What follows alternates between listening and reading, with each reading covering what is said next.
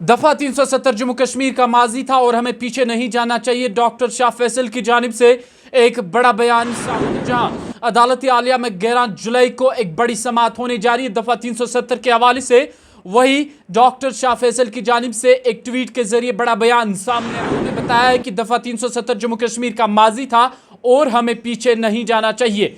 आपको याद होगा कि 2019 5 अगस्त 2019 को आर्टिकल 370 को एब्रोगेट किया गया था, यानी हटाया गया था।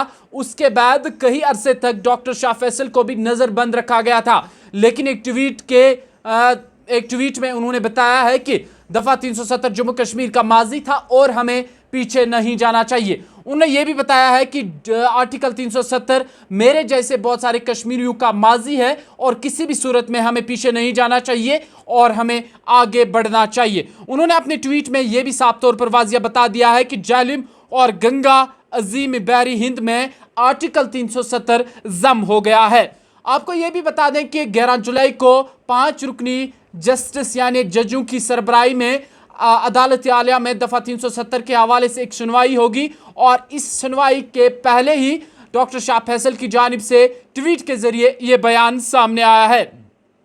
आपको याद होगा कि 2010 में एक एग्जाम जो कि आईएएस एग्जाम होता है, IAS officer doctor Shah Faisal जो है इन्होंने टॉप किया था और इसके बाद आर्टिकल 370 जब 2019 में एब्रोगेट किया गया था और उसी आर्टिकल को के एब्रिगेशन के हवाले से इन्होंने अदालत से चैलेंज किया था और इस हवाले से ये बहुत अरसे तक नज़रबंद भी रहे थे, लेकिन उसके बाद इन्होंने अपनी दरख्वास्त को वापस लिया था और आज जब आर्टिकल 370 के हवाले से अदालत में सुनवाई होने जा रही है और इस सुनवाई से पहले ही डॉक्टर शाह फैसल की जानिब से एक बड़ा बयान सामने आया है जिसमें उन्होंने बताया है कि जम्मू कश्मीर के लिए जो आर्टिकल 370 है ये एक माजी है और हमें माजी की जानिब नहीं जाना चाहिए और हमें आगे बढ़ना चाहिए। जी हाँ, आपको बता दें कि तकरीबन 4 साल गुजरने के बाद यानी एब्रोगेशन ऑफ आर्टिकल 370 को 4 साल गुजरने के बाद एक बार फिर 11 जुलाई को अदालत में एक बड़ी समाअत होने जा रही है।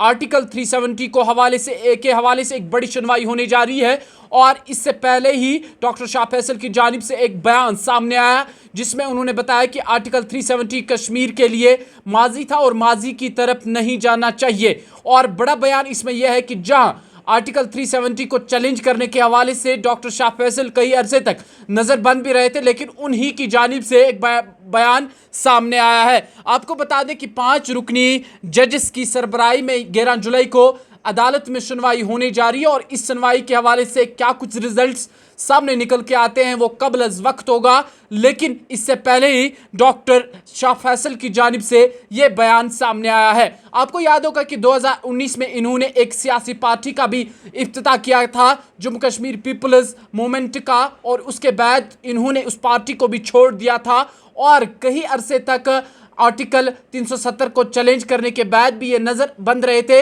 लेकिन उसके बाद इन्हें रिहा कर दिया गया था। और इस वक्त का बड़ा अपडेट यही है कि दफा 370 के हवाले से IAS officer doctor Shah Faisal की जानिब से बयान सामने आया जिसमें उन्होंने बताया कि आर्टिकल 370 जम्मू कश्मीर का माजी है और हमें माजी की तरफ नहीं जाना चाहिए। हाय शाहिद। हेलो अस्मत, कहाँ गई थी? मैं देश भगत यूनिवर्सिटी सेंटर ऑफ एक्सीलेंस गई थी अपना एडमिशन कराने के लिए।